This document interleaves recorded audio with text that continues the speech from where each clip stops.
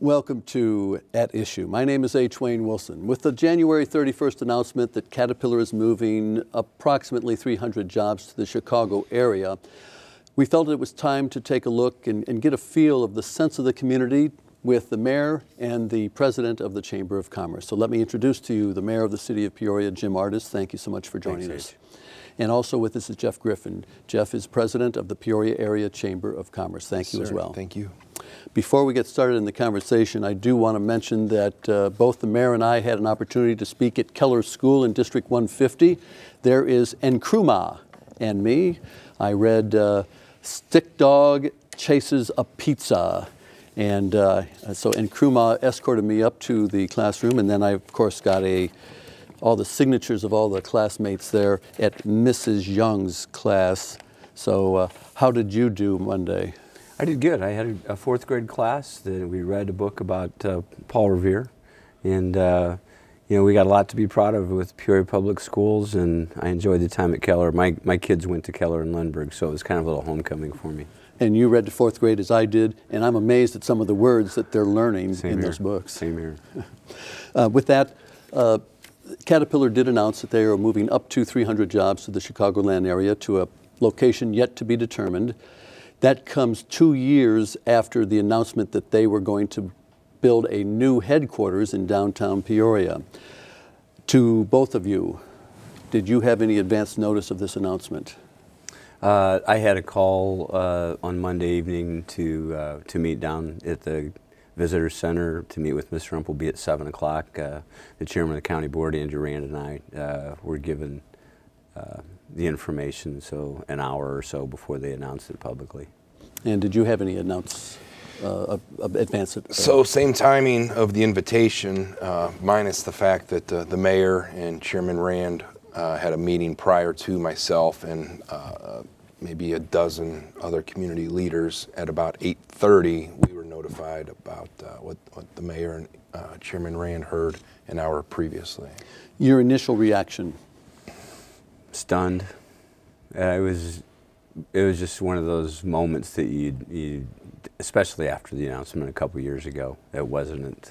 I really, with some other people, I think probably thought that the announcement 2 years ago finally put that whole discussion to bed about Caterpillar leaving. So there was, you know, a wide range of emotions, but pretty much stunned would be. The company has approximately 6 blocks. They're going to keep the buildings that are there, but they have the Chase building, they have the professional building, both of which are empty. They have some property in there as well. Is there any indication as to what's going to happen with that property? Because those buildings are empty. Right. So, I mean, my indication, the mayor might know better, is Caterpillar's committed to making that property more marketable for city growth. So they acquired the property and not just going to leave it as is. And I'm hopeful, we are hopeful to hold them to that word that, I mean, it's a great piece of property. It's still next to the home of Caterpillar. And we just need them to follow through on making it marketable. In looking at the announcement after the fact, when you start to study this, the announcement from Mr. Umpleby was that they were going to move because it's a transportation hub up at O'Hare. They're going to be close to O'Hare. They've made that clear. But you look at some of the other companies that have moved recently, and all these companies moved fewer than 400 jobs. ADM out of Decatur, ConAgra out of Omaha, GE Transportation out of Erie, all those companies, and Boeing out of Seattle, all moved to the Chicagoland area. Given time to reflect on this, is their decision making more sense to you? Even, I mean, I know it's a loss to Peoria in terms of having a world headquarters, but given time to reflect, have you come to the realization that maybe Caterpillar is doing what almost all corporations are doing today?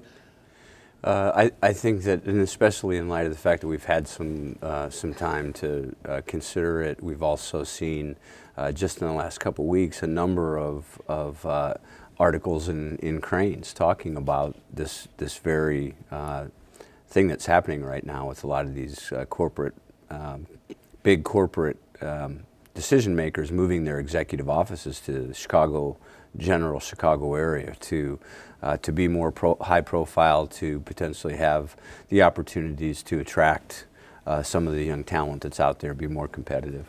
Have you received assurances from the company that the vast majority of employees will remain in the Peoria area? Mr. Umpleby said, this was going to start off maybe being 100 people this first year, and it may go up to 300. They're really not exactly sure of that, but he maintained that morning, and I have no reason to think that that was not accurate. They expect the 12,000 roughly people that are working and living here in this area to stay here, and those jobs will too. To the extent that a business that's in the cyclical industry that it's in. I mean, nobody's going to guarantee those jobs are going to be there. If mining just totally falls off the cliff, you could potentially see that happen. No more than the hospitals here would guarantee that we're going to still enjoy that large number they have if something were to drastically change.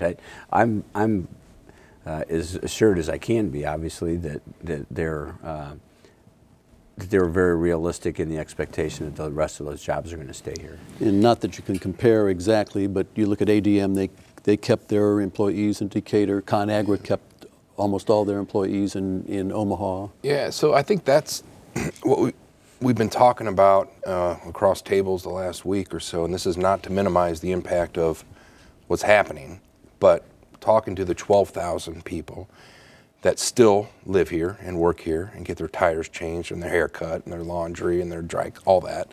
And our Young Professionals group, we have 400 members in the Young Professionals group that earned the All-America City Award. None of them are CAT executives. They're young people. 80% of our members have 25 or fewer employees. So again, not to minimize it, but the focus, the marketing of downtown apartments and condos and the infrastructure, the warehouse district, yeah, having Caterpillar executives here would be great, but that marketing was not targeted at the segment that's now going to be in Chicago, as you pointed out, in kind of a hidden headquarters, which is the trend of the companies you mentioned.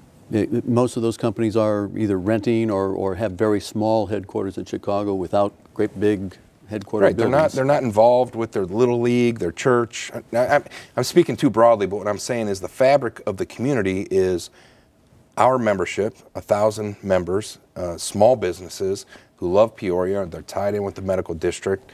They're tied in with pieces of the economy that are going to continue. And it is a loss, but it's not a funeral. Okay, it's going to be. We're going to be great.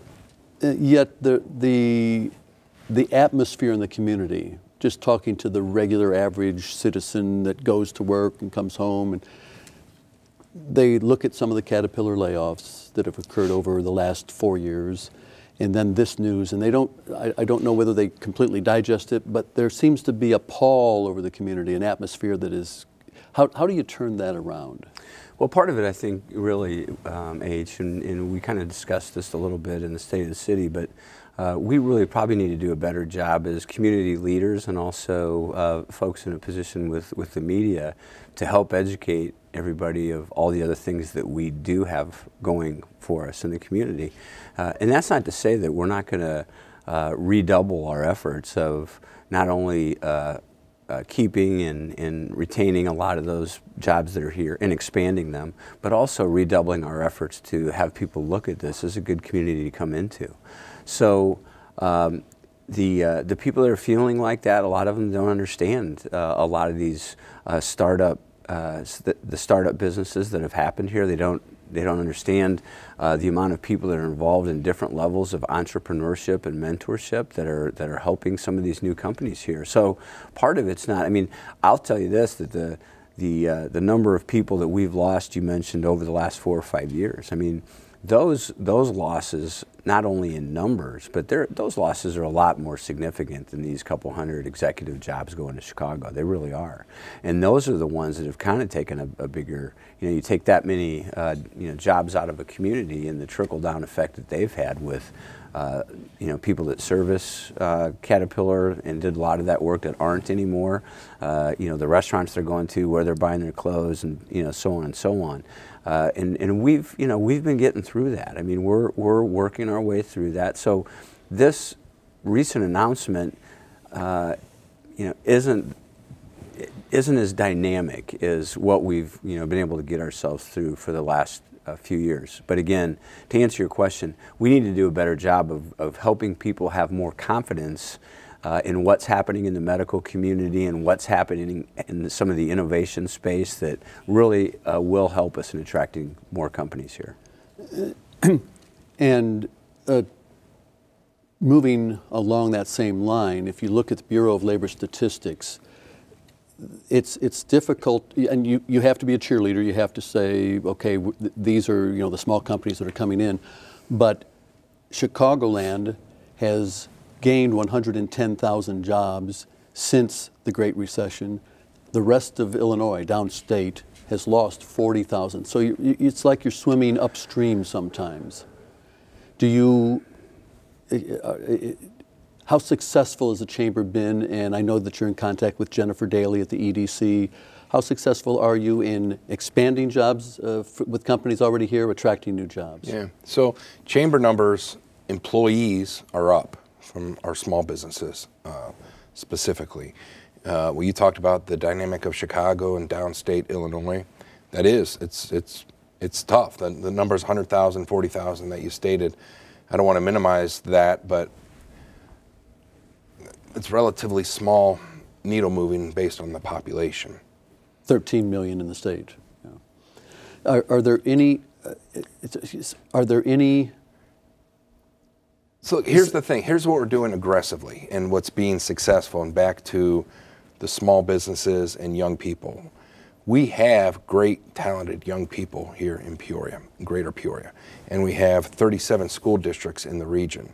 And we are working very hard with them and the city to focus on their progression, whether it be trades, stackable medical certifications, traditional college, to keep them here. And I mean, these folks are employees of mine and so forth, and they love living here because they don't have to drive an hour to get home at night, and they can be around and enjoy great quality of life and close to Chicago and St. Louis and Indy and so forth. That part is what we have to celebrate and continue to bring people here. Do we not celebrate the companies expanding and the new companies coming in? Do we not celebrate that enough? Well, I think that it happens, and I don't think that we take the time. I mean, look, it's not a newsflash to anybody that the media is not really out there selling a lot of good news these days. I mean, the media in general does I hate to say a good job, because I don't think it's a good job. I think it's more of a disservice. But I mean, they do a lot of work on talking about. There's a lot of bad things happening here and around the world that they report on. But I would say here at the local level, where the tire meets the road, we could do a better job of acknowledging and celebrating some of those small startups and some of these businesses that have been in business here for 20, 30, 40 years and more.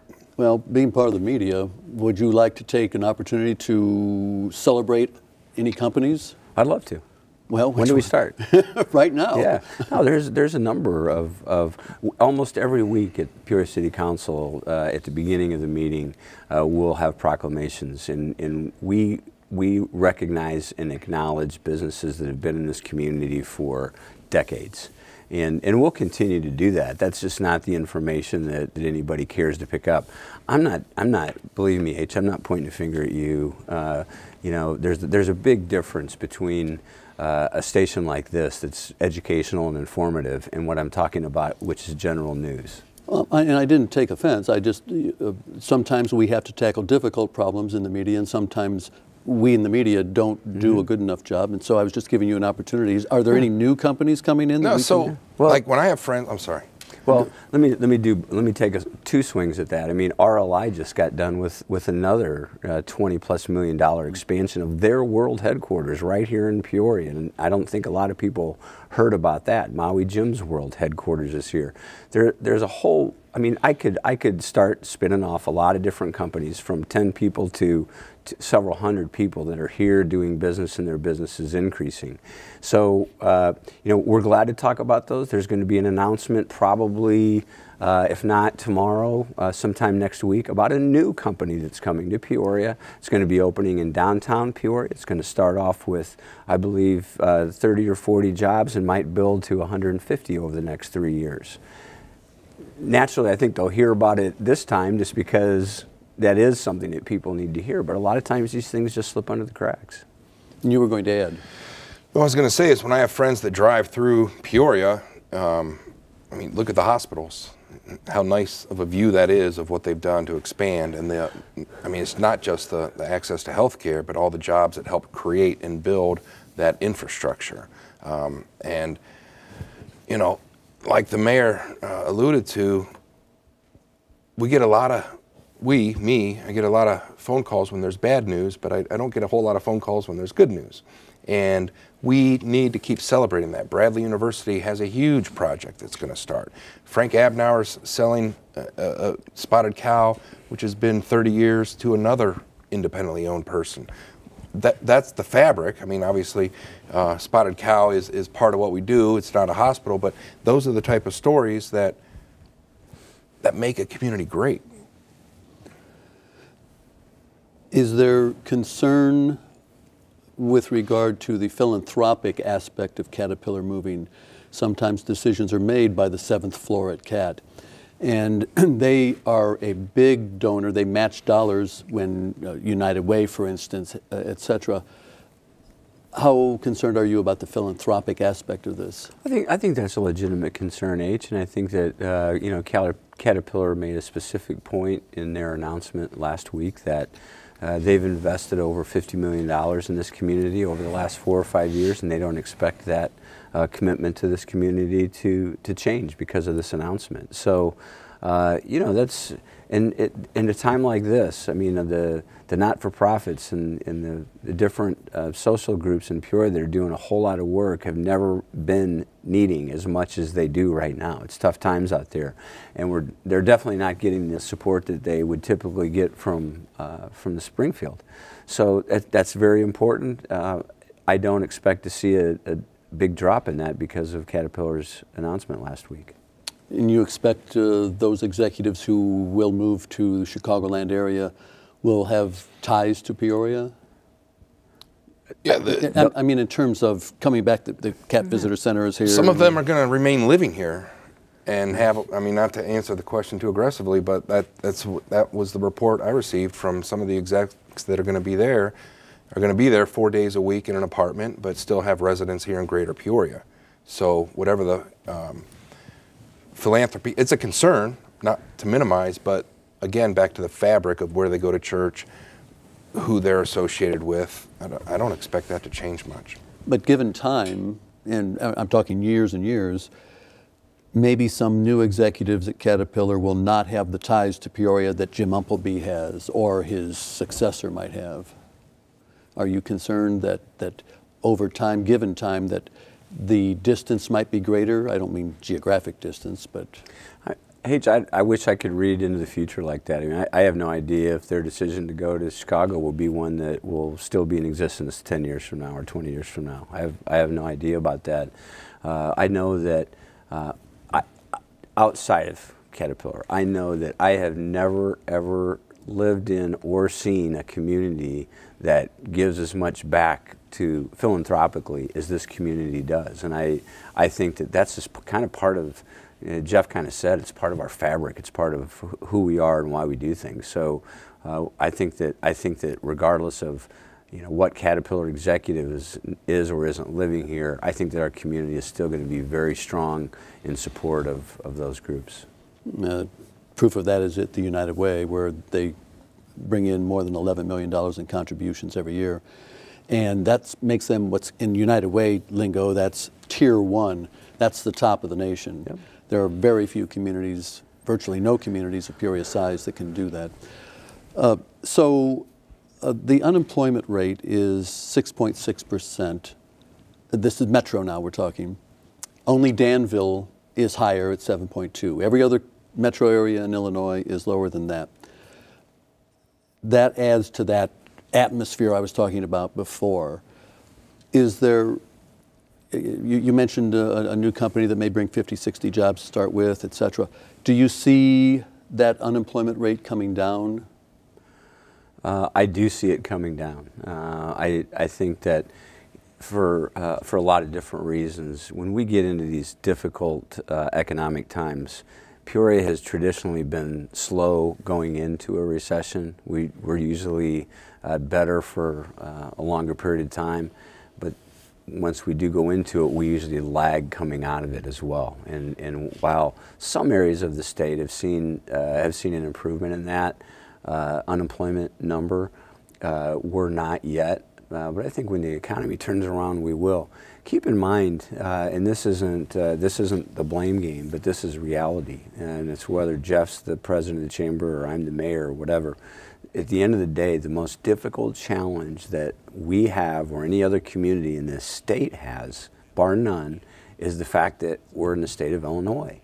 And the state really does need to get its house in order and get a plan together to become more fiscally responsible. Yeah. So when these companies do want to come into Peoria and reinvest, they have confidence in the state overall. That really is probably the most difficult challenge we have. We have businesses coming into our community every week from around, not just around the country, from around the world, that really like what they see here and like what we have to offer. A lot of times the reason they back away is just because there's not a high confidence level in Springfield. Have you had conversations with area legislators with regard to that issue? No, you've had plenty. Sorry. I know that. No, it's not. I know you have, but so I mean, so that's the thing. Our area legislators, and I'm not going to list them. You know who they are very receptive to our needs and what needs to happen. There's just a lot of suction from the north about influencing those decisions. So when it comes time to market Peoria, I mean, my sister-in-law's in Chicago, and they never think of Peoria as part of Illinois. But this is the beautiful part of the state with the agriculture and the medical and everything else. So that ad nauseum, H, is the stuff that keeps us in the mud, because like we have this problem, but we can't solve it. And it becomes frustrating, and we're very fortunate to have positive people here in town that keep trying to push that rope. But I mean, the burden of the state pensions on the city budget, the mayor can't control that. Patrick Urick can't control that. Yet it's an increased cost that we have to absorb as the community. So where do you see, let's assume the state gets its act together, where do you see future growth in terms of industry? I don't mean, but in sectors, employment sectors. Well, personally, I think the ag industry is huge, has huge potential for everything. They're now making car floor mats out of weeds and so forth. All of that agriculture resource we have in Illinois, that has huge potential for energy, specifically, and many other products. Medical, I mean, we're all thankfully living longer, and we're all going to need that care. So the medical technology and everything that contributes to that is huge. So those are the two for me, but especially for me personally, the agriculture, because I have a little family history with that, but I think the potential is fantastic. And diversification in your eyes is where? In terms of the business community? The business community. I mean, Jeff mentioned it. I think a lot of it is the R&D that happens here. It's going to be an expansion of that. You know, R&D across the board, whether it's in agriculture, medical, industrial, mechanical. I think it runs that whole spectrum in how innovation will play into all that. There's a lot of very innovative people in this area that are really thinking on those levels. A final thought from you, Jeff. The CEO Council, what are you hearing from them, and what role might they play in creating the proper atmosphere and new jobs? Yeah, so huge. I mean, the CEO Council is 65 they're the top employers in the region. All very committed to Peoria. Focus being downtown Peoria, the children that live in Peoria Public Schools, and making that place great. Influence on jobs. We have bankers that are trying to tie in with the community of how they can help. Not just, I mean, there's projects like Habitat and so forth that go in and help communities, but talking about training kids, quality of life, employment of people, they're going to drive the decisions. 15 seconds for a positive opportunity. Well, I think, H, the big positive to take out of this is the sky is not falling, because the executive part of Caterpillar headquarters is going to Chicago. We've got a lot of people that have been working hard on this, will continue to work hard on this, and Peoria will survive this. Yeah, and I've worked in several communities. I haven't worked with a better mayor, and this is a guy who is genuine. I'm not just saying that, and other mayors can hear me say that, but he is genuine in everything he does, and he's the right guy to get us through. And with that, we are out of time. Thank you to the Mayor of Peoria, Jim Ardis. Thanks, H. Appreciate it. Thank you to the President of the Chamber of Commerce, Yes, sir. Jeff Thanks. Griffin. Next week on At Issue, it's been 30 years since the FDA approved the first effective drug in the fight against HIV/AIDS. We'll talk about AZT and how medicine has improved in that arena since then. Join us for the next At Issue.